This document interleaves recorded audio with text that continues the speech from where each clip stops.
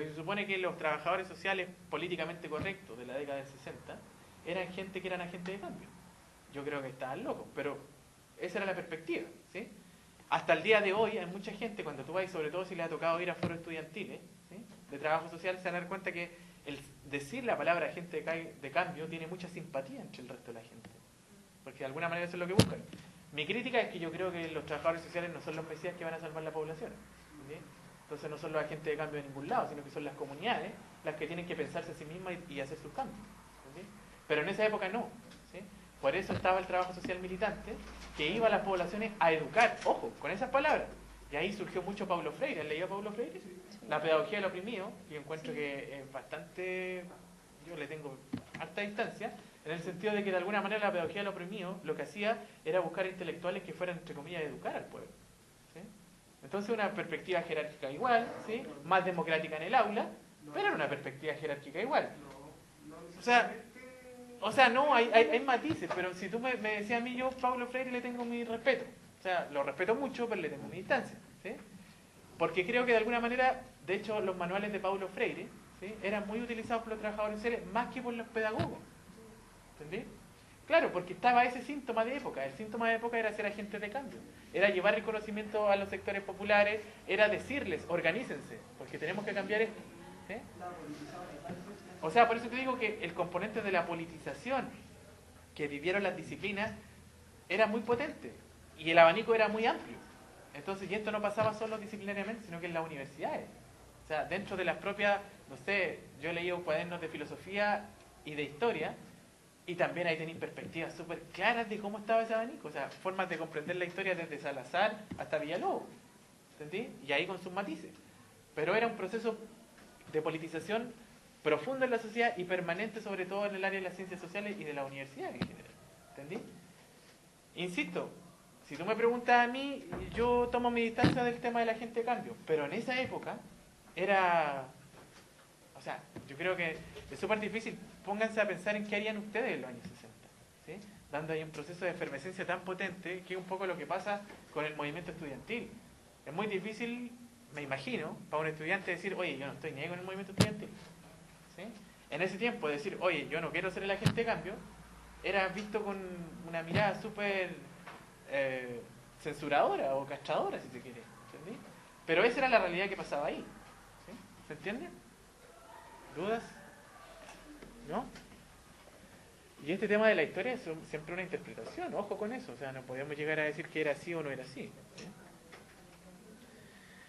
De alguna manera, ese abanico de posibilidades que nos brindaba el proceso de reconceptualización, lo que hizo sí fue generar un recambio, ¿sí? Se cambiaron y modificaron las mallas curriculares. O sea, ya ese es un logro tremendo. O sea, eso daba cuenta, y no solamente del trabajo social, el recambio en las mallas curriculares fue, no me atrevería a decir que en todas las universidades, pero en todas hubo modificaciones, ¿sí? Porque de alguna manera la efervescencia que había a nivel social necesitaba de cambios profundos, ¿sí?, y necesitaba de dar nuevas respuestas. Me acuerdo cuando decían, por ejemplo, las universidades, sobre todo me acuerdo en la escuela de historia, decían no podemos seguir leyendo la historia linealmente. Y siempre habían estado acostumbrados a pasar en las mallas curriculares la historia de manera lineal, ¿sí? Y ahí se instalan nuevas formas de entender la historia, y ahí entra Salazar con fuerza, sobre todo, ¿sí? Entonces ahí se instalan nuevas formas de comprenderlo.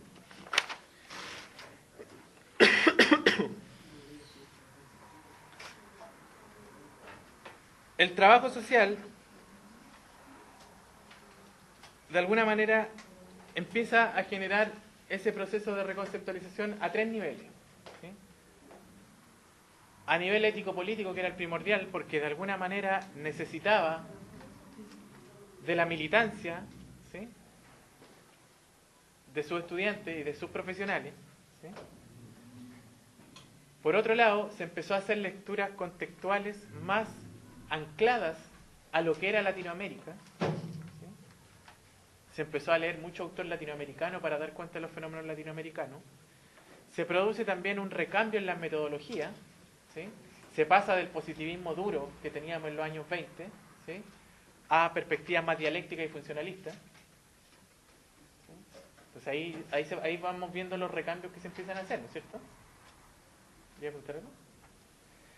Entonces, el recambio en los marcos teóricos se produce ¿en qué? En que empiezan a leer autores latinoamericanos para narrar lo que pasaba en Latinoamérica.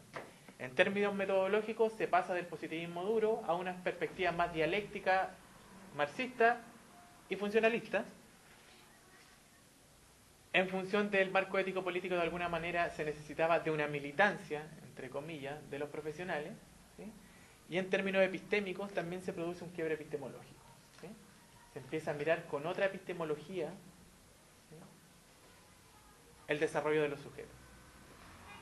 Vamos a meternos en las perspectivas metodológicas, por si todos miran así que lo que es el marxismo, lo vamos a ver al final de... Yo creo que en la otra clase vamos a entrar de lleno en todo eso, ¿sí? La idea es que ahora revisemos historia y después vamos a ver cómo funcionaban estos dispositivos metodológicos en cada una de la historia. Vamos a meternos con 4 en particular. Vamos a ver marxismo y dialéctica, vamos a ver funcionalismo, vamos a ver positivismo y vamos a ver fenomenología. Y esas 4 perspectivas metodológicas o esas 4 perspectivas epistémicas responden a los 4 momentos que también estamos viendo. ¿Se entiende? Vamos a ver esas 4 que son las clásicas. Hay más, ¿sí? Pero vamos a ver esas 4 para entender históricamente el proceso.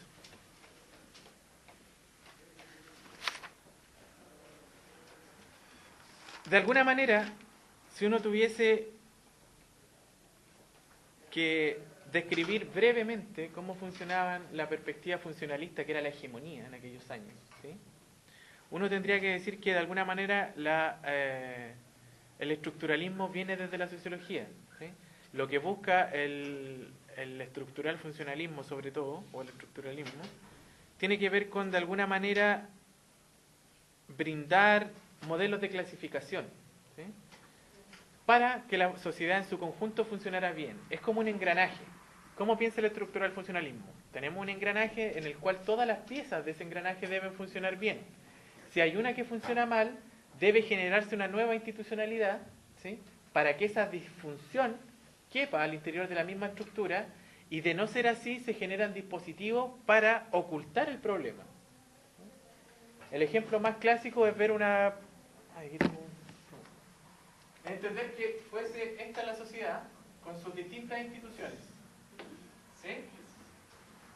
Si hay alguna de estas instituciones que está funcionando mal, o algún sujeto, o algún grupo, o alguna comunidad que esté funcionando mal o disfuncional, ¿sí?, lo que hace el funcionalismo es operar las instituciones por sobre eso para que funcione bien, y de pese a no tener la superación o pese a no poder realizarse el cambio para que esto funcione bien, se genera una nueva institucionalidad en la cual se mete esta y se encierra. ¿Se entiende? El ejemplo clásico va a explicar esto en la cárcel, en términos sociales, ¿sí?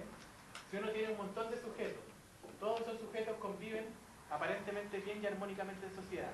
Tenemos un sujeto que es anómico, y ese sujeto, pese a las intervenciones de los distintos estamentos de la sociedad, no reflexiona o no cambia su actuar, se genera una institucionalidad para meterlo a esto para que no afecte el resto. ¿Se entiende?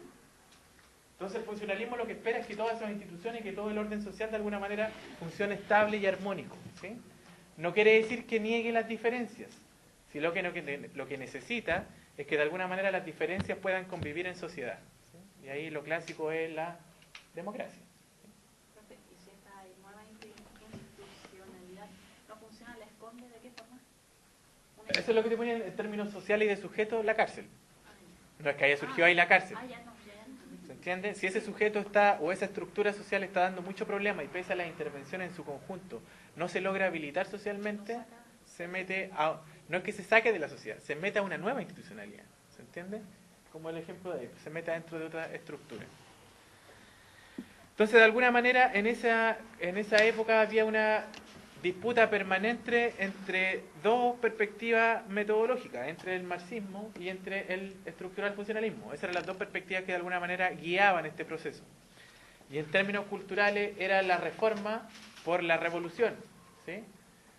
De alguna manera, si uno tuviera que mirar culturalmente, podríamos decir que bajo el alero del estructural funcionalismo teníamos las reformas culturales, y por el lado del marxismo dialéctico teníamos la revolución cultural. A eso respondía, a esa matriz.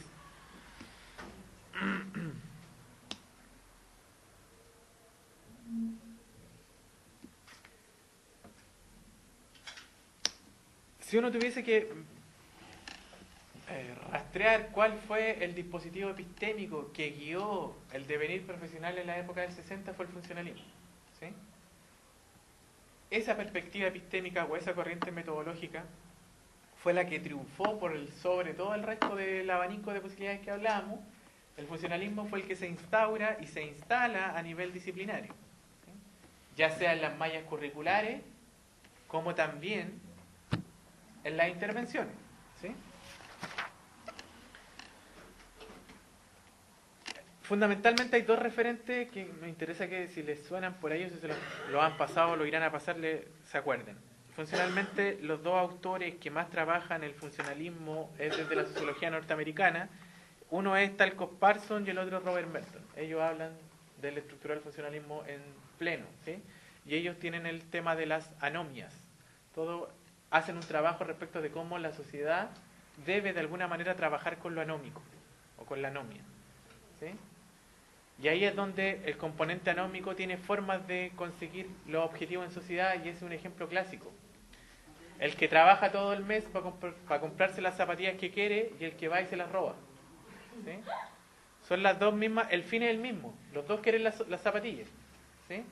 Pero uno va a trabajar todo el mes y va a seguir las normas, ¿sí? Para comprarse las zapatillas y otro va a ir y se las va a robar en un día, ¿sí? Entonces, de alguna manera, ese componente anómico es el que va a ser estudiado por la sociología norteamericana y por el estructural funcionalismo, ¿sí? ¿Qué pasa con la anomia? ¿Qué pasa con ese otro?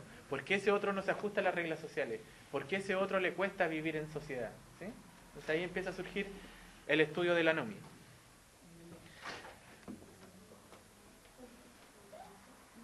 Hay un componente como para entender aún más claramente el dispositivo funcionalista y muchas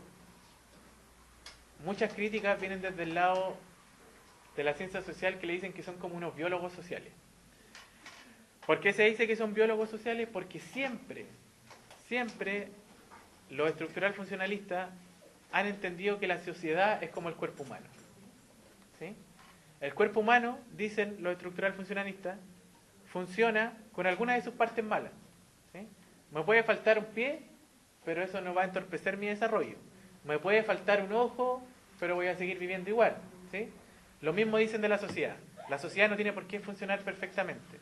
La sociedad puede tener problemas, ¿sí? Pero siempre y cuando esos problemas no afecten al corazón de este cuerpo humano que es la democracia. ¿Entienden? ¿Se entendió el ejemplo, no?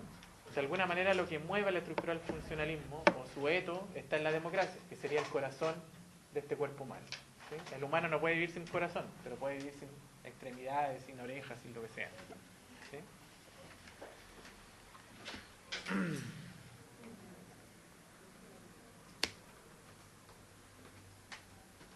Es súper interesante los estudios que realizan respecto del alcance de las motivaciones sociales los sociólogos funcionalistas. Yo les recomiendo que le echen una mirada porque le va a servir mucho para el trabajo de cuando tengan que hacer práctica profesional o cuando tengan que hacer lectura, ¿sí?